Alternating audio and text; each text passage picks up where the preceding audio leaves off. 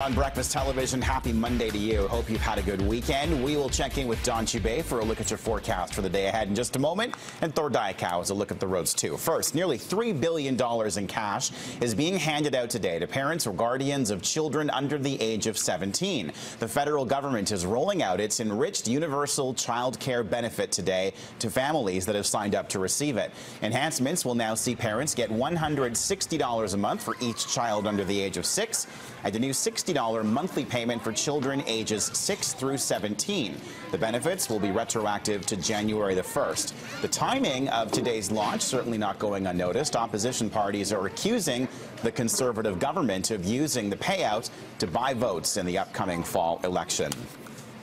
Crews are trying to figure out what started a massive blaze in New Westminster. The fire started yesterday afternoon at a small strip mall near St. Andrews and 8th Streets. A number of fire crews were brought in to battle this 3-alarm blaze, and they remained on scene through the night, making sure the flames didn't flare up again.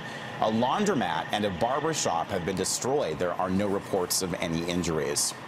A 26-year-old man remains behind bars awaiting his next court appearance this morning in connection with the death of a man in a downtown Vancouver park. The body of a 44-year-old man was discovered in Andy Livingston Park on Friday night. Crime Watch volunteers happened to be in the area and spotted a suspicious man running away. Police were on scene in a matter of minutes and arrested the suspect. Matthew Brenner from Vancouver is charged with second-degree murder. The victim's name has not been released as his family is still being notified.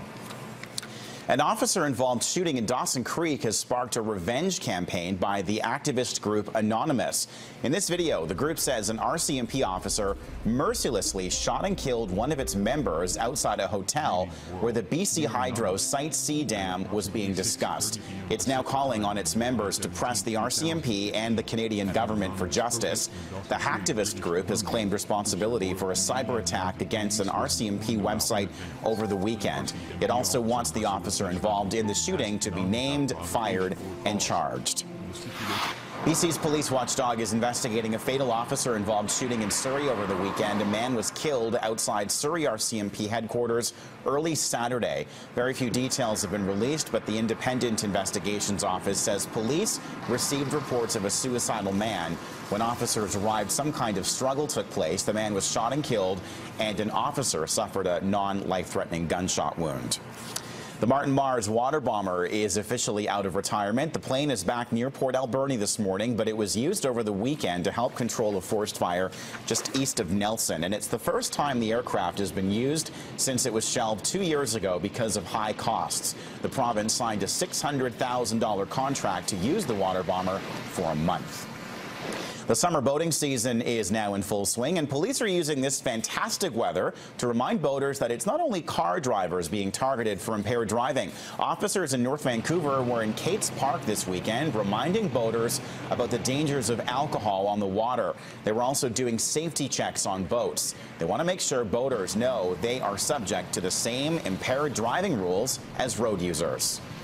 The responsibility doesn't end as they land their boat on the trailer, because they still have to drive home. So we just want the community to be safe, whether it's on the water or on the roads.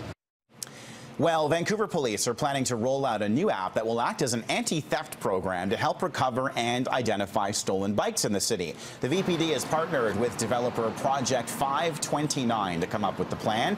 The goal is to record the serial numbers of bicycles along with photos, plus a search function to help reunite them with their rightful owners. More than 2,000 bikes are stolen in Vancouver every single year, but hundreds always go unclaimed. Those bikes often end up being sold at auction. Well, this is the very first rush hour with a slight traffic change for the Portman Bridge, affecting traffic heading towards Surrey. A new separated lane system now in effect for eastbound traffic.